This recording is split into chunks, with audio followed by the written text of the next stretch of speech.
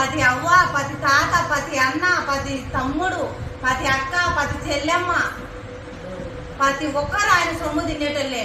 ఈ పొద్దు ఆయనకు తీరని ఎన్నుకోటి వచ్చినారా జగన్మోహన్ రెడ్డి. ఎంత బాధ ఉండాలా మనకు. బాబు నాయుడు గారు 10 ఏళ్ళు పరిపాలించినాడే, ఏం చేసినాడు ఈ ప్రజలకు?